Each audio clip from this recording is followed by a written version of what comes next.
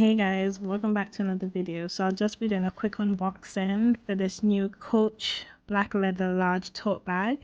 So I'm just going to read a few specs of it. Obviously it's black leather, it has pink leather on the inside, it has a hook closure which you'll see later in the video. There's a zipper pouch within, and the dimensions of this is length is 17 inches, the height is 12 inches, and the width is 6 inches.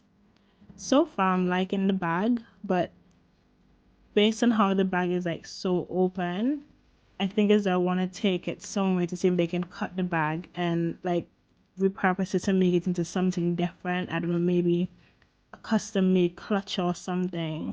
I'm not quite sure, because as it doesn't have a zip for me to actually secure the bag, I don't see myself using it unless I'm using it as like